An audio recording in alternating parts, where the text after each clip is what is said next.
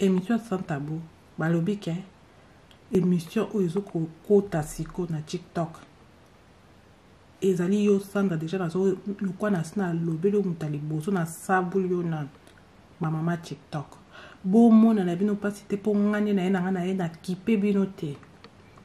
bosala bémission no so bosala ba mission no bozoloba ya balikata libolo ndeche nani camarade na bino sandra eko treshenga ngamo mukolo nango siko mukonji nango ya likata libolo na ye na ena TikTok boye ba ke boza ya ko sepela ba papa o mwen bino ba mama TikTok de na olobela bino na eli na ngabino te na eli na ngabino te ngana yeli ndi ba papa o comprend ngana sala na réseaux sociaux ngana sala la pour la passer na sala ndé mibali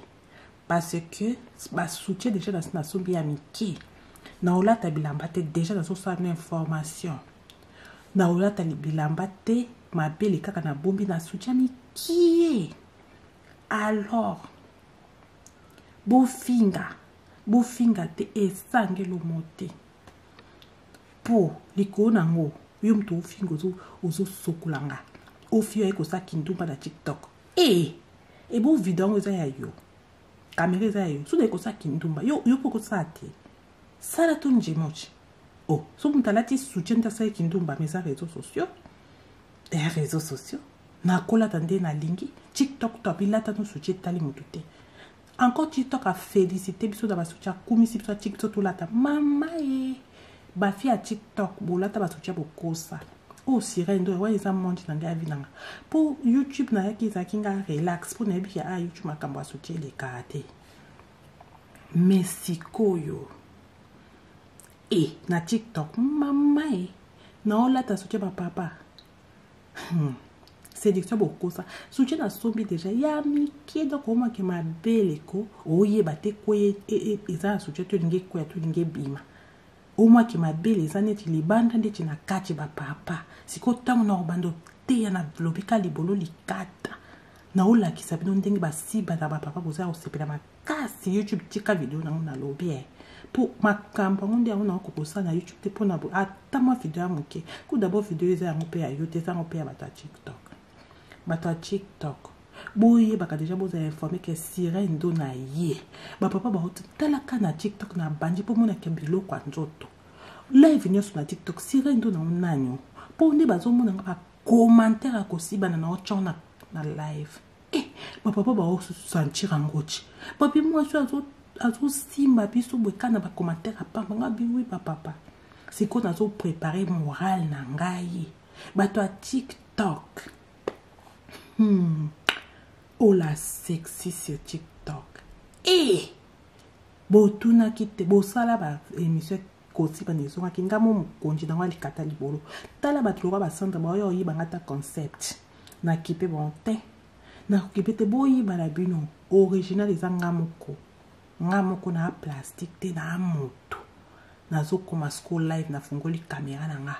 na TikTok bato Instagram wala to kumaka année prochaine ponga na kokosela ba live place nyoste na banano na TikTok nano anoyo ototo kota donc 2022 ezanga sirène do na sur TikTok mais sirène do na TikTok nous ezande TikTok ngeza kosi ba libolo likate kinda na sepela na makasi pourtant no vanda ka ba papa nde ba bengana papa position place ozala munda mta vanda la position so papa vandi na kiti so pala li na mbetwe donc azo yo kango ya bien Sandra au koleka te o la sexy sirana o yokanga te Facebook nango ya ko jembela kate n'est-ce pas o changai esera la kipako yondi kuto o sala ke o tindela ba notification po o kandela zo ba bongo Instagram nanga o yaka o muna pe na o tchananga te parce que na sala sur Instagram te depuis quelques années déjà na zongeli mais na zongela bien année au cours de 2023 fois ça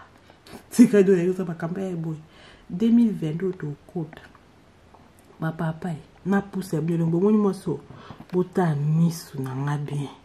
ba papa bon misu sirène na baloka sirène bomoni nga misu ndeza bota munoko na ndi na ti bomoni zolo photo eza na sekande ti na orive te kindoki ya kosiba nango siko nzambe mwa mamoyo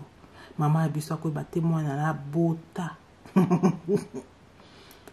aza kokomande mutaboy mama kokamwa te aux réseaux sociaux nga na kanga réseaux sociaux mobimba numéro 1 ya makambo akosiba libolo likata nga ata na baréseaux sociaux nyonso oyo akomona kie bato ya tiktok bino bato tembeleka bino bomoni bemission to bando betana na bino na ndo ya bainvité makasi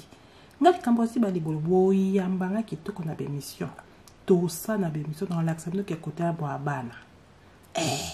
donc c'est de nga na moni trophée réseaux sociaux et pianga ya toro et que pianga pour nga il faut expliquer ba papa bien libolo ndenge fonctionnera kitoko pour nga nazo sa na bino ba mama te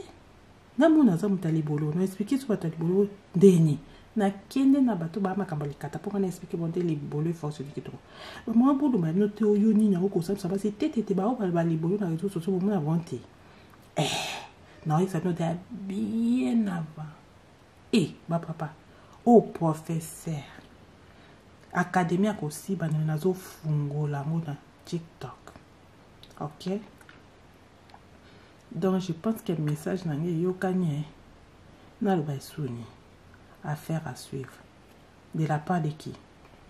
Sirène Dona, la sexy.